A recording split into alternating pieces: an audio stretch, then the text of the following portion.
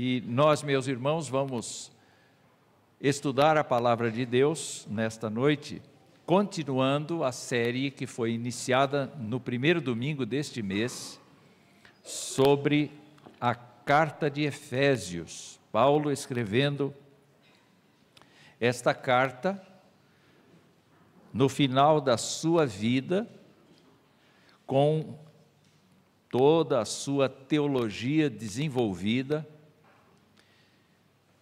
Este homem de Deus, amadurecido teologicamente, coloca diante de nós o alto privilégio de entendermos o que significa a igreja do Senhor Jesus Cristo.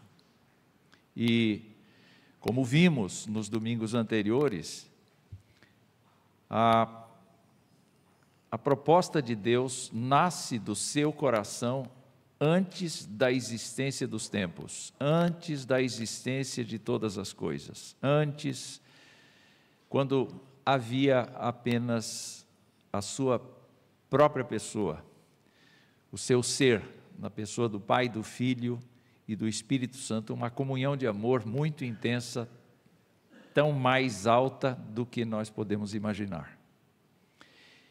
E no domingo passado, especialmente, nós vimos, queridos irmãos, Deus trabalhando na sua mesa de trabalho. Se é que Deus tem uma mesa de trabalho, mas trabalhando, pensando, tomando decisões, chamando pessoas antes delas existirem, determinando como seria satisfeita a sua justiça, estabelecendo os parâmetros pelos quais ele efetivamente poderia resgatar o ser humano que ele sabia de antemão que ia se perder.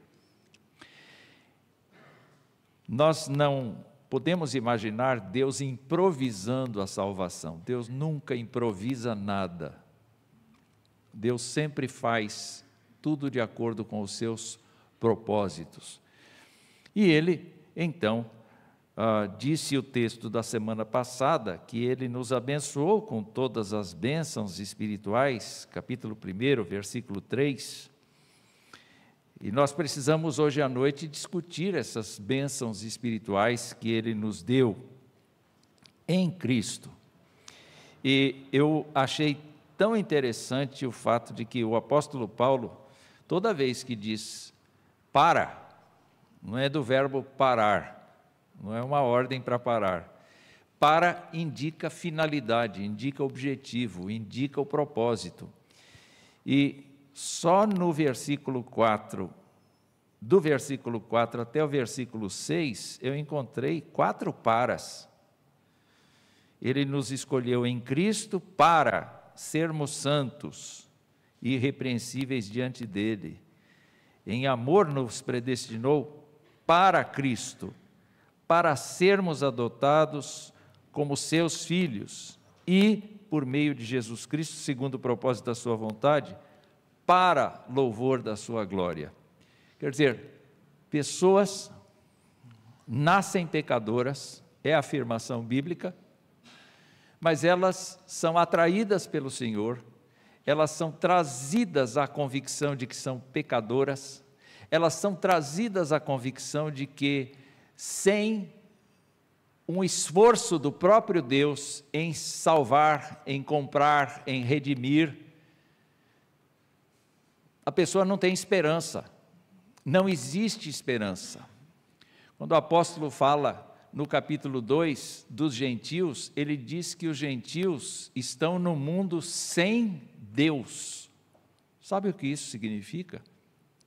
É claro que Deus faz chover sobre justos e injustos. É claro que Deus derrama inteligência na humanidade. As pessoas se tornam até ilustres no conhecimento, no comportamento, na forma como elas podem reagir no meio da sociedade, mas elas estão espiritualmente mortas. Quando você olha para as pessoas e vê tanta nobreza, tanto conhecimento, tanto luxo, tanta euforia, tanta alegria, é uma coisa só deste tempo. É a única coisa que elas têm neste tempo. enquanto que o crente foi comprado para não apenas viver para a glória de Deus, neste tempo, como também usufruir da sua graça e da sua companhia adiante deste tempo. Então nós vamos examinar hoje a passagem que vai do versículo 7 até o versículo 10. E a Bíblia diz assim: nele quem? Nele é no amado, que está escrito no verso anterior. No amado temos a redenção pelo seu sangue, a remissão dos pecados, segundo a riqueza da sua graça, que Deus derramou abundantemente sobre nós em toda sabedoria e entendimento. Ele nos revelou o mistério da sua vontade, segundo o seu propósito, que Ele apresentou em Cristo, de fazer convergir nele, na dispensação da plenitude dos tempos, todas as coisas, tanto as do céu como as da terra. Até aqui. Nós olhamos para esse texto e nós verificamos que Paulo continua falando da pessoa de Deus. Se Deus, lá antes dos tempos eternos, planejou tudo, agora Ele entra na história, em Cristo Jesus, para realizar esse feito. Então aqui nós temos nesta sessão de 7 a 10, especificamente, a entrada de Jesus Cristo na terra para cumprir aquele propósito eterno de Deus. E esse propósito eterno de Deus, Paulo descreve como sendo um propósito que está todinho concentrado na pessoa de Jesus, a quem Paulo chama o amado de Deus. De onde é que Paulo tira isso? Na verdade, nós vamos encontrar poucas referências a respeito deste nome dado para Jesus, o amado, na Bíblia. Ele é visto como Messias, como ungido de Deus, ele é visto como o Filho, ele é visto com diversos nomes. Mas o nome amado aqui é uma coisa muito interessante, porque conjuga a palavra dita nos evangelhos a respeito de Jesus. Deus chamou Jesus de amado no meio das nuvens. Interessante, se você se lembrar do batismo de Jesus, João Batista teve uma visão, não foi? Teve uma visão de o Espírito descendo sobre Jesus na forma de uma pomba. Mas ele ouviu uma voz que dizia: este é o meu filho amado, em quem eu tenho prazer. É muito gostoso a gente ver que Jesus Cristo foi voluntário no processo de se entregar àquele plano da escrivaninha do Senhor. Deus não chegou para ele e disse assim: meu filho, eu tenho um problema e tenho uma proposta para você, você quer ouvir? Ele não chegou assim. Como eles se conhecem tão intimamente, pai, eu quero ir, eu sou voluntário, mas eu não disse nada ainda. Claro que disse, nós nos conhecemos, nós nos entendemos, nós nos amamos, nós nos respeitamos, nós queremos a mesma coisa, nós queremos o resgate dos seres humanos. Eu quero ir. É claro que tudo isso é da minha imaginação.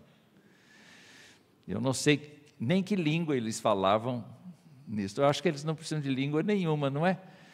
Não é? Eles são telepáticos, talvez. O fato, meus irmãos, é que Deus dá testemunho do seu amor na forma de uma voz, na forma de uma teofania, sem que haja um corpo. É uma voz que diz: este é o meu filho amado em quem eu tenho prazer. Foi no batismo dele, mas também foi numa segunda ocasião em que Jesus Cristo estava sendo transfigurado na frente dos seus discípulos. E os seus discípulos então dizendo: olha, esse lugar é bom, gostoso de ficar, Vamos ficar aqui, vamos armar tendas, uma para Jesus, outra para Elias, outra para Moisés, vamos ficar aqui. De repente, uma voz, assim como que uma trovoada, eu não sei, eu fico imaginando que a voz de Deus não é de tenor. Eu tenho a impressão de que ele é um baixo, e é um bom baixo. Não é? Quando ele fala, a voz troveja, como diz os Salmos. E fico imaginando que naquela ocasião, então, Jesus recebe o testemunho do Pai, de novo: este é meu Filho amado, em quem eu tenho prazer. Os evangelhos sinóticos registram esse testemunho que o Pai dá a respeito do Filho. E na oração sacerdotal, Jesus declara que Deus o ama. O Senhor os tem amado como tem amado a mim. Jesus sabe que é o amado do Pai. E Jesus, mesmo sabendo que é amado do Pai, ele não tem como usurpação o ser igual a Deus. Mas ele abre mão da sua glória e ele permanece entre os seres humanos, padecendo as mesmas coisas que os seres humanos padecem, entretanto, vivendo de uma maneira digna de Deus, uma maneira absolutamente santa, santificada. Se você quiser saber como é que é uma pessoa completamente dominada pelo Espírito Santo de Deus, olha para Jesus. Não olha para Paulo, não olha para Pedro, não olha para nenhum dos apóstolos, olha para Jesus, porque o Espírito Santo de Deus estava sobre ele e o enchia da graça, da glória, e dava a ele forças para ir até o fim na sua missão. A missão da escrivaninha, a missão daquele tempo de preparo, daquele planejamento inicial. E quando nós olhamos então para a missão, nós olhamos que Cristo entrou agora neste relato do hino de Paulo. Entretanto, nós vemos que a obra continua sendo agora tanto do Pai quanto do Filho, com ênfase no Filho, da seguinte maneira: tudo que vai acontecer no mundo é via Jesus, é em Jesus, é através de Jesus, é por meio de Jesus. Quando Jesus disse assim: eu sou o caminho, eu sou a verdade, eu sou a vida, ele estava simplesmente dizendo: não há opção para o ser humano, não há opção. O plano de Deus só tem uma proposta, e essa proposta se chama Jesus Cristo. Invente a religião que quiser, invente a filosofia que quiser, invente o que você quiser como ginástica espiritual, vai ser uma ginástica que não vai te ajudar em nada absolutamente. Porque só Jesus, como dizem as pessoas, só Jesus na causa. Só Jesus na causa. Então, Cristo é o amado de Deus. E o texto começa dizendo assim, que no amado nós temos a redenção pelo seu sangue, a remissão dos pecados, segundo a riqueza da sua graça, que Deus derramou abundantemente sobre nós em toda sabedoria e entendimento. Ainda que este pensamento seja assim uma soma de coisas, eu queria desmembrar um pouquinho isto para você e para mim mesmo. Porque Paulo diz que nós temos a redenção pelo sangue. Redenção é uma compra com fiança. Com fiança. Fiança é o ato de fiançar, é o ato de pagar o preço de uma pessoa que não pode pagar o preço. Então se usava esta expressão para definir alguém que eventualmente estivesse assim sob pena de morte. Não tinha jeito de recuperar, estava acusado, estava preso, ia morrer no dia e hora especificados, não tinha como salvar. Ou então, um escravo, que nunca recebe nada a não ser cama e comida para trabalhar e dá a vida em troca do trabalho. Ganha o pouso e a comida em troca do trabalho, mas não ganha dinheiro.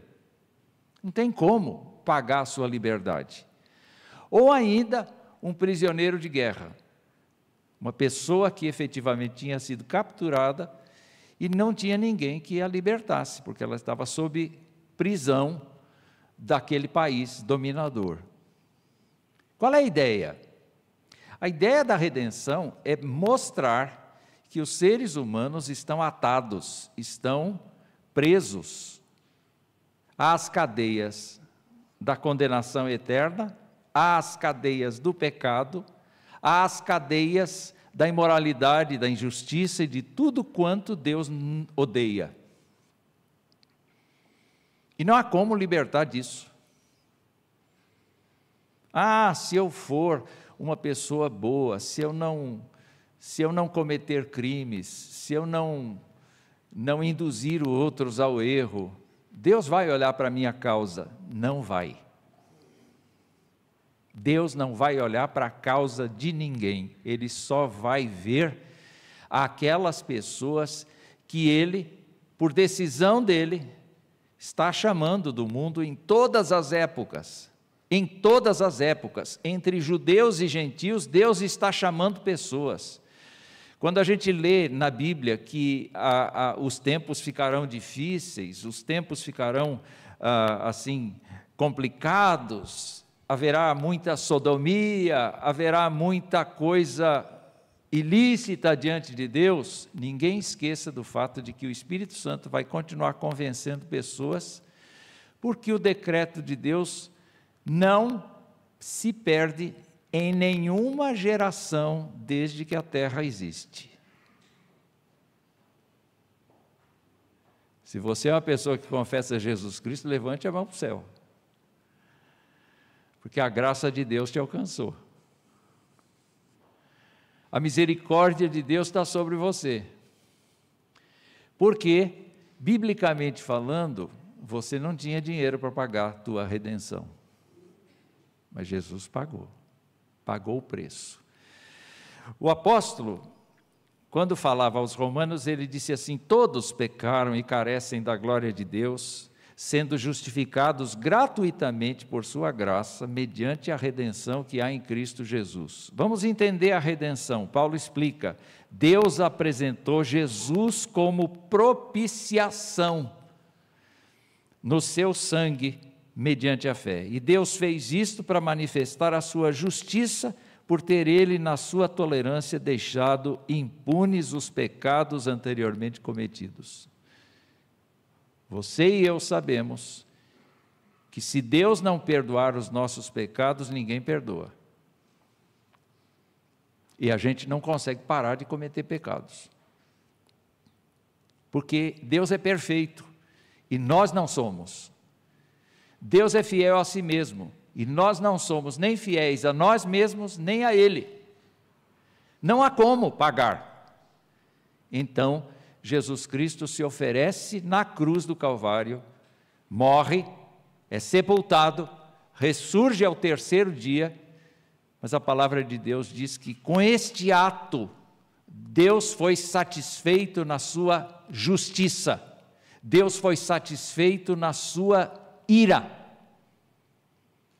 e todos os nossos pecados foram concentrados em Ele, ou nele. Isaías vai repetir esta verdade do servo sofredor: ele levou o pecado de muitos. Isso significa, queridos irmãos, como diz Pedro, que não foi mediante coisas que o ser humano pode comprar, como prata e ouro, que vocês foram resgatados da vida inútil que seus pais lhes legaram, mas pelo precioso sangue de Cristo, como de um cordeiro sem defeito e sem mácula. Foi pelo sangue de Cristo.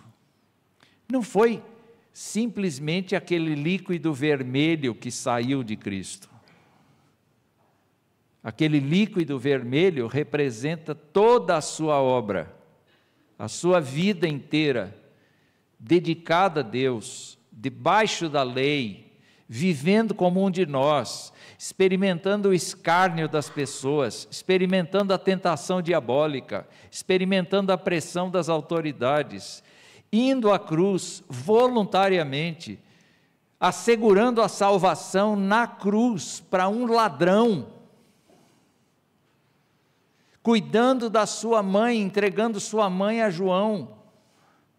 Ele estava ali dizendo: Pai, perdoa, porque eles não sabem o que fazem.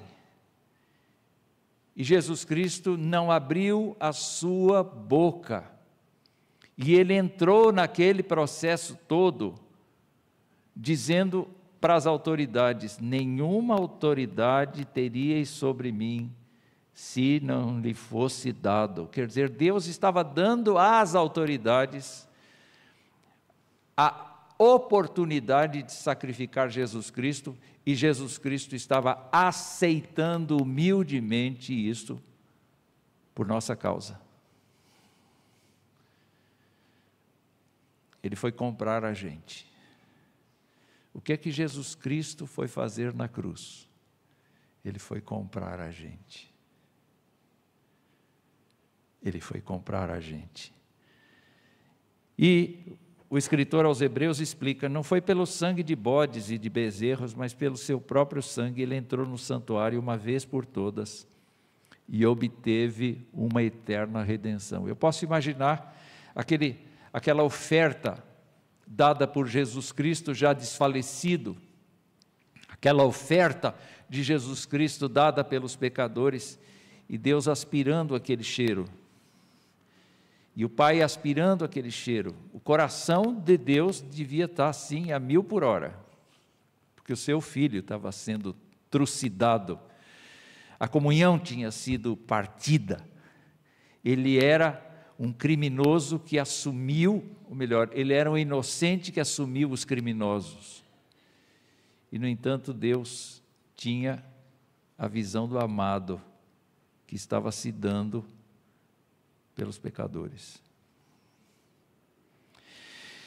O apóstolo Paulo, então, está dando graças a Deus porque isso aconteceu. E ele continua dizendo: olha, não apenas nós temos a redenção pelo seu sangue, mas também nós temos a remissão dos pecados segundo a riqueza da sua graça. Uma coisa prossegue em relação à outra. A remissão de pecados tem tudo a ver com a redenção. A redenção satisfaz o Pai e nos alcança. Ele nos comprou para Ele. Mas a remissão de pecados, para mim, indica um horizonte até maior. Porque se Deus foi satisfeito na justiça de Cristo, agora a remissão de pecados tem justamente a ver conosco. Deus não levou em conta os nossos pecados cometidos por ignorância, é o que diz a palavra de Deus. Em nome do sacrifício que Jesus fez, Ele deixou de lado esses pecados na ignorância, para as pessoas que creram nele, obviamente, e ele então está dizendo aqui, Paulo está dizendo aqui, me parece que está dizendo aqui, que agora, de acordo com a riqueza da graça de Deus, que é muito grande, Deus não dá nada sob medida, Deus dá mais do que pedimos ou pensamos em pedir. Deus sempre é 110%, é 130%, é 150% do que nós precisamos. Deus é sempre abundante. Mas a Bíblia fala da remissão dos pecados, então eu fico imaginando assim: eu era um escravo. Eu estava ali no estande de produtos escravizados. E o Senhor veio e disse: eu quero comprar essa pessoa. Pagou o preço dessa pessoa. E agora ele tem diante de si essa pessoa. O que ele vai fazer com essa pessoa? Essa pessoa vai ser lavada. Essa pessoa vai ter roupas trocadas. Vocês lembram do filho pródigo? Qual foi a atitude do pai em relação àquele filho que se perdeu? Estava morto, mas reviveu. Primeira providência: tirem essa roupa suja dele, tirem esses chinelos sujos, tirem essas coisas todas, tirem essas marcas de ter vivido numa situação mais baixa possível que o homem pode viver, como um criador de animais, que não consegue se alimentar das comidas oferecidas aos animais, ele depende da caridade. Imaginem esse homem chegando, mal cheiroso, gente, mal cheiroso. A remissão dos pecados significa: você vai tomar um banho, você vai ser lavado, o teu passado vai ser jogado no fundo do mar, a tua vida vai ser renovada, você vai ser uma pessoa transformada. Não dá para melhorar o que você é, você precisa ser totalmente novo. O apóstolo Paulo disse: se alguém está em Cristo, é nova criatura, as coisas velhas já passaram, eis que tudo se fez novo. Meus irmãos, um crente já não está mais no estado de pecado, ele agora está no estado da graça. Ele vive dentro da dimensão das regiões celestiais em Cristo Jesus. Ele vive agora na oportunidade da oração, ele vive na oportunidade da confissão. Vocês estão aqui, nós todos estamos aqui num expediente que só compete aos filhos de Deus, aos lavados, porque eles foram purificados da sua vã maneira de viver, eles foram trazidos para a glória de Deus Pai. Cristo abriu o caminho por sua morte, por sua ressurreição. Cristo trouxe para nós a oportunidade de nós estarmos diretamente com o nosso Pai Celestial. A remissão dos pecados. O apóstolo Paulo falou a respeito dessa transformação, dessa limpeza profunda que a remissão dos pecados oportunizou, lá em Romanos, e disse assim: a nossa velha natureza foi crucificada com ele, para que o corpo do pecado seja destruído, e não sejamos mais escravos do pecado.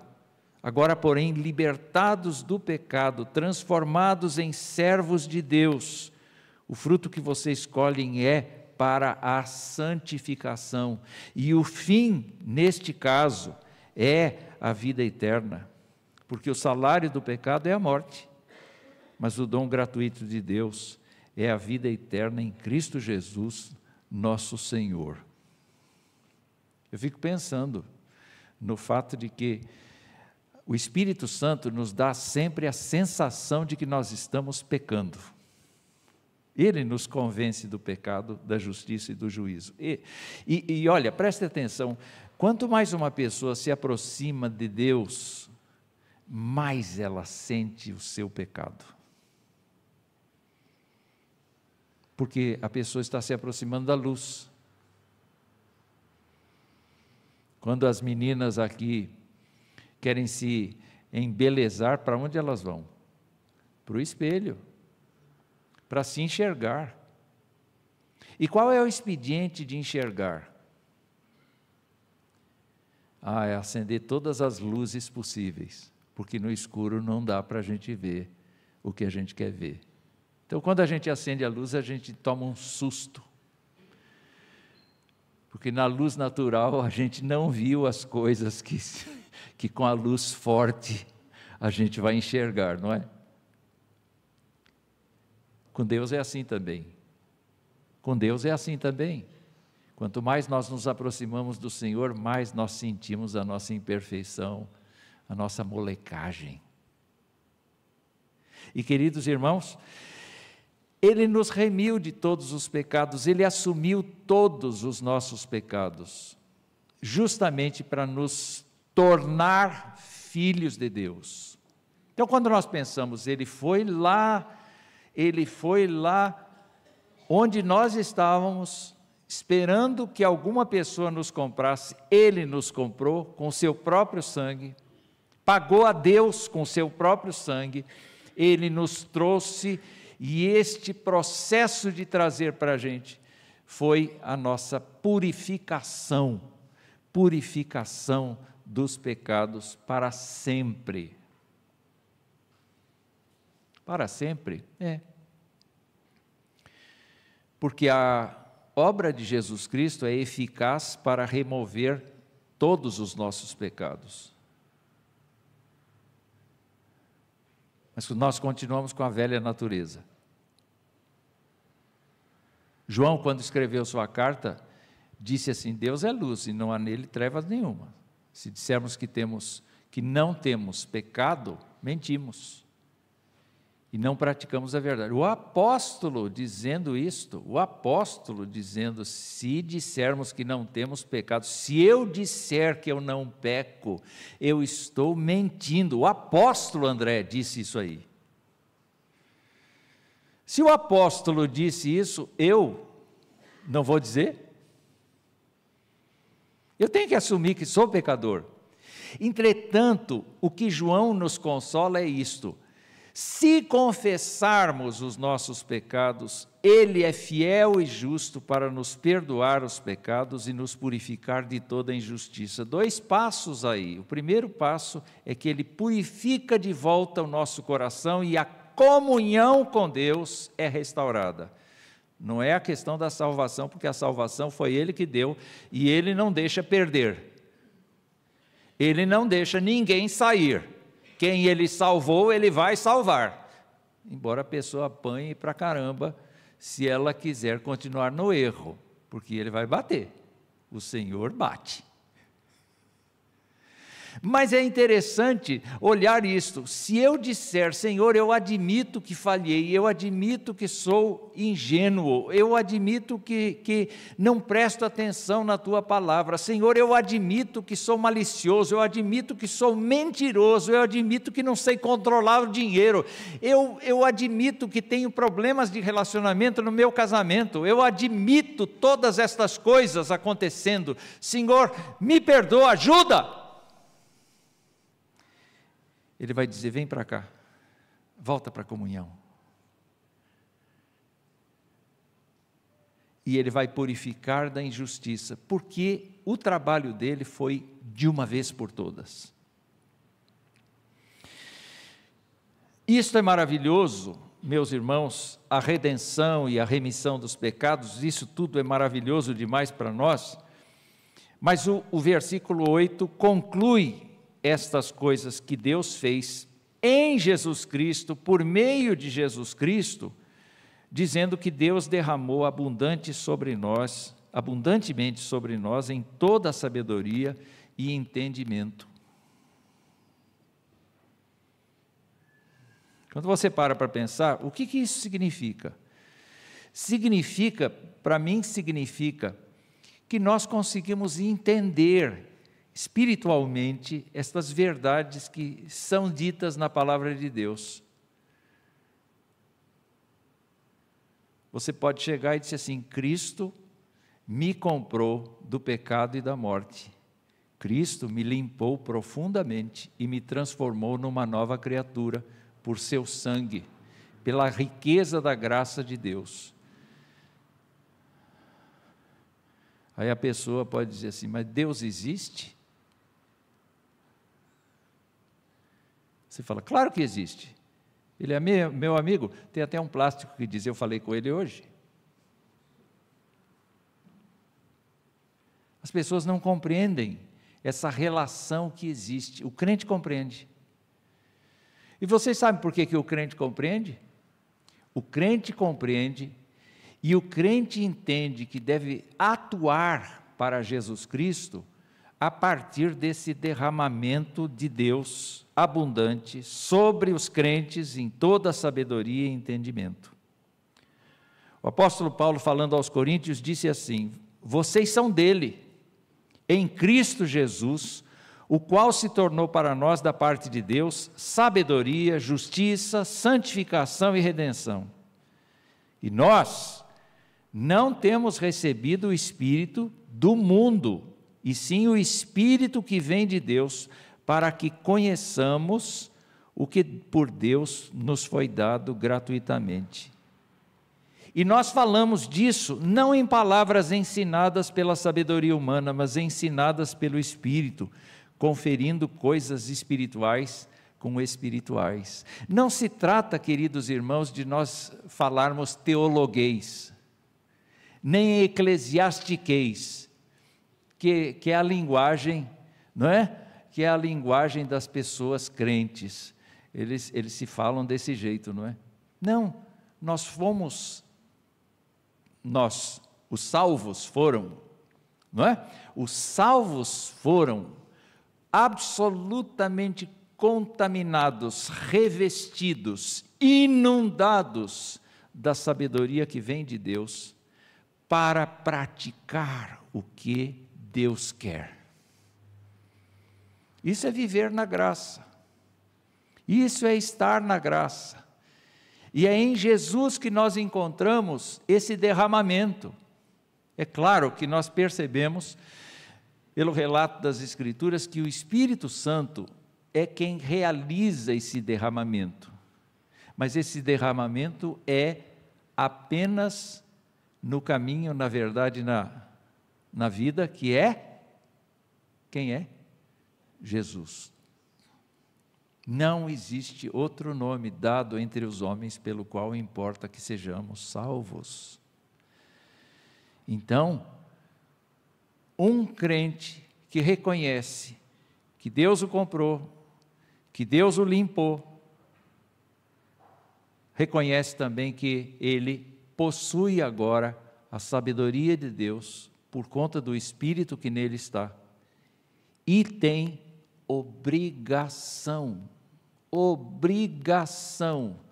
de fazer a sua parte no processo de respeitar a obra de Deus em sua vida. Então, ele nos dotou desta capacidade agora de entender a sua vontade. E aí vem o próximo passo, que é o versículo de número 9. Diz o texto: ele nos revelou o mistério da sua vontade, segundo o seu propósito que ele apresentou em Cristo. O apóstolo Paulo gosta de mistério. E era uma linguagem comum, porque estava ali a filosofia grega, estavam ali as religiões místicas. E, meus queridos irmãos, essa religião mística dizia assim: olha, só os iniciados na nossa religião, só os revelados na nossa religião é que são verdadeiros, o resto não é. Então Paulo aproveita para falar do mistério de Deus. Qual é o mistério de Deus? O mistério de Deus, sem dúvida alguma, é o Evangelho. Jesus Cristo, o que eu recebi, eu também vos entreguei. Que Cristo morreu, ressuscitou ao terceiro dia e foi visto por muita gente e ascendeu aos céus. Onde está? Esse é o mistério. Qual outra parte do mistério? O mistério é esse povo que ele escolheu para ser dele na terra. Esse é o mistério, porque nenhum de nós sabe quem é que vai se salvar. Nossa obrigação não é nos fecharmos em quatro paredes, mas a nossa obrigação é falar de Jesus o tempo todo, é falar: eu fui comprado, eu fui lavado, eu recebi abundantes graças, eu recebi abundantes bênçãos em Jesus Cristo, de sabedoria e de entendimento espiritual, de discernimento espiritual, de acreditar nas Escrituras, de levar a sério as Escrituras. Eu já não sou mais evolucionista, eu sou criacionista. Eu já não sou mais uma pessoa que imagina que as autoridades estão sem controle. Deus é soberano, eu creio na soberania de Deus, e eu vivo para a glória de Deus, naquilo que eu faço, naquilo que eu sou. Eu tenho esse discernimento agora. Eu sou um crente, eu sou uma crente. E meus queridos irmãos, Deus tem esse mistério que estava oculto. Paulo disse assim: esse mistério esteve escondido durante séculos e gerações, mas agora foi manifestado aos seus santos, Colossenses capítulo 1. Olha só, este mistério que esteve escondido, agora foi manifestado aos seus santos. Quem é que recebeu o mistério de Deus? Eu estou olhando para essa gente. Você recebeu o plano de Deus, você recebeu o propósito de Deus. E ele diz: a estes Deus quis dar a conhecer a riqueza da glória desse mistério entre os gentios, que é Cristo em vocês, a esperança da glória. Esse é o mistério, Cristo mora em mim, Cristo mora em ti, Cristo mora em nós. Ó, que maravilha é, que Cristo viva em nós. Quem sabe essa música? Dois anciãos da igreja aqui, o Ashbel e a Esther. Isso é o que dá ser muito tempo crente. A gente recorda dos cânticos que a gente aprendeu lá atrás, não é? E ele continua dizendo: sem dúvida, grande é o mistério da piedade. Ele disse para Timóteo isso. Olha o mistério. Aquele que foi manifestado na carne, foi justificado em espírito, visto pelos anjos, pregado entre os gentios, crido no mundo e recebido na glória. Quem é esse mistério?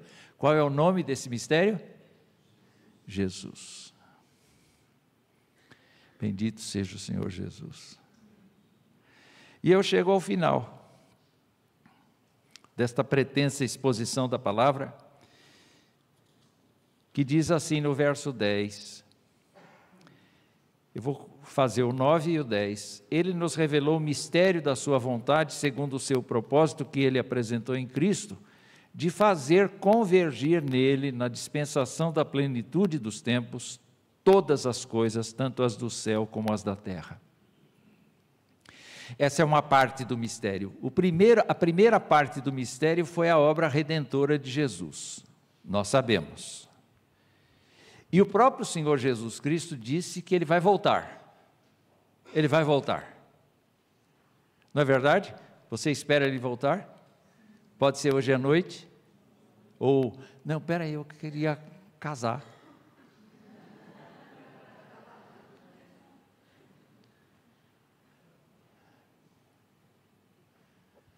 Ele pode voltar a hora que Ele quiser. Ele não deu essa hora para nenhum dos seres humanos. E meus queridos irmãos, o que Deus tem como parte desse mistério é fazer o Senhor Jesus Cristo governar todas as coisas. Ele já governa. Se você perguntar o que Jesus está fazendo agora, Ele está sentado num trono tomando um refrigerante? Não, Ele está muito ocupado. E o que Ele está fazendo? Ele está vencendo inimigo por inimigo do Evangelho, inimigo por inimigo de Deus. Ele está restringindo os governantes ímpios, Ele está atuando na vida da igreja, intercedendo pela vida da igreja.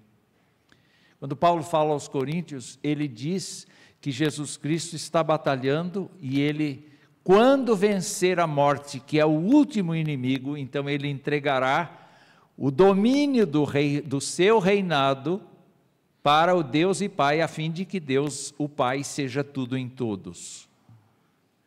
Mas agora, nós sabemos que Deus tem um propósito para Jesus Cristo, que é o de devolver a Jesus Cristo o reinado de toda a sua criação.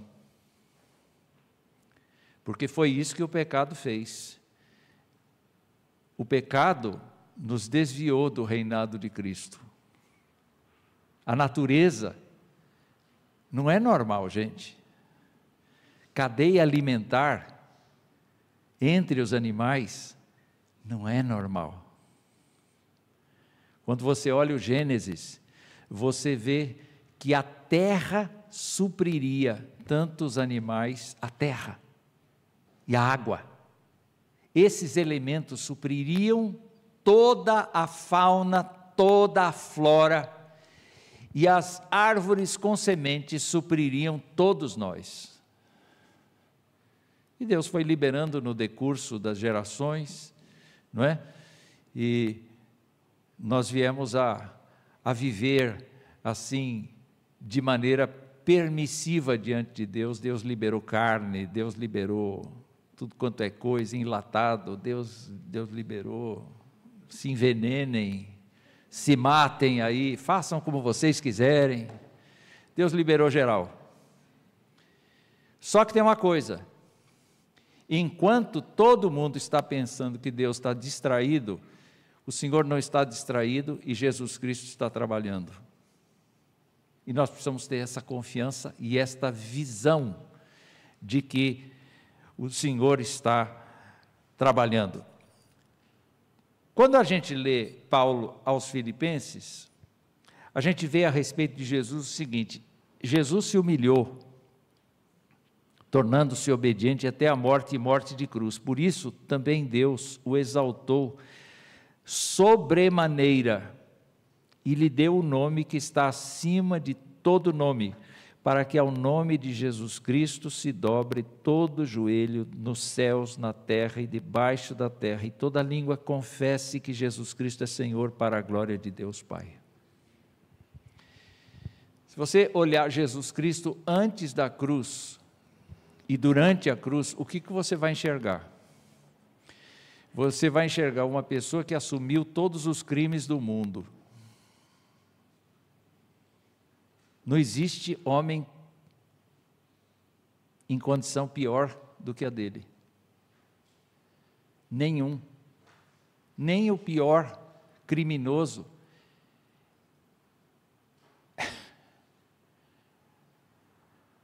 Mas o que Deus faz?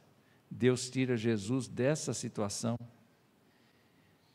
ultrapassa os homens, ultrapassa os anjos, e o coloca do seu lado, e diz: vocês todos vão ter que adorar Ele. Todo joelho vai se dobrar. Os mais soberbos governantes do mundo vão se dobrar.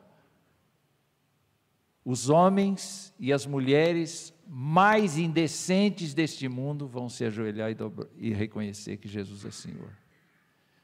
Mas a igreja vai estar pulando de alegria, porque hoje ela já reconhece que Jesus é seu Senhor. Louvado seja Deus. E eu quero ler um texto comprido agora, só para terminar. Deus nos libertou do poder das trevas. Isso está em Colossenses capítulo 1. Deus nos libertou do poder das trevas e nos transportou para o reino do seu Filho amado. Gente, nós somos despojo de guerra. Ele foi capturar a gente no solo inimigo, e Ele tirou a gente de lá. E no Filho amado nós temos a redenção, a remissão dos pecados. Ele é a imagem do Deus invisível, o primogênito de toda a criação, pois nele foram criadas todas as coisas nos céus e sobre a terra, as visíveis e as invisíveis, sejam tronos, sejam soberanias, quer principados, quer potestades. Presta atenção agora. Tudo foi criado por meio dele e para ele. Você existe para Jesus. Nós existimos, a igreja existe para Jesus, porque Deus o exaltou. Porque Deus colocou o Senhor Jesus Cristo acima de tudo e de todos. E vai ser sublime aquele dia em que o Senhor Jesus Cristo deixar a destra do Pai e for passear no meio do seu povo. E botar a mão no nosso ombro. e dizer: você é bendito do Pai, eu te comprei, eu te lavei, eu derramei sobre você sabedoria e entendimento. O Pai revelou toda a palavra para você, Ele não escondeu o plano dele, e agora, eu sou teu Senhor, me respeite, me adore, me reverencie, me obedeça, viva para mim, glorifique o meu nome. Deus achou por bem que nele residisse toda a plenitude, e que, havendo feito a paz pelo sangue da sua cruz, por meio dele reconciliasse consigo mesmo todas as coisas, quer sobre a terra, quer nos céus. Então, o que é que vai estar subordinado a Jesus Cristo? Anjos, demônios, céu, inferno, seres humanos, seres não humanos, flora, fauna, etc, etc, etc, universo. O nosso Rei é vencedor. E eu queria então dizer que tudo isto que aconteceu na vida de Jesus e por meio de Jesus é para louvor da glória de Deus. Onde é que nós estamos nesse processo? Meus irmãos, em Cristo nós temos a redenção, nós fomos comprados com a fiança do seu sangue, em Cristo nós temos a remissão dos pecados, nós fomos transformados e houve uma limpeza profunda, em Cristo nós recebemos a sabedoria, o entendimento, nós temos a compreensão e a prática do Evangelho, em Cristo nós sabemos o mistério do Evangelho, da vontade de Deus, nós sabemos o que é que Deus quer de nós, nós sabemos, a sua palavra não esconde isso, e em Cristo nós seremos co-herdeiros com Ele, do reinado dEle. Deus fará a restauração da criação e do seu governo. E isso pode parecer louco para quem nos assiste e não compreende o Evangelho, mas para nós é o poder de Deus, é a graça de Deus. Deus teve misericórdia da gente e nos incluiu no seu plano da escrivaninha. Portanto, vamos ser zelosos, irmãos, vamos ser cuidadosos, vamos prestar atenção nessas coisas, vamos viver para a glória do seu nome, não vamos manchar todo esse esforço de Deus com nossa vidinha sem graça de crente. Vamos deixar o Espírito Santo comandar a nossa vida. Não vamos dizer não para o Senhor. Vamos dizer não para o pecado que nos assedia.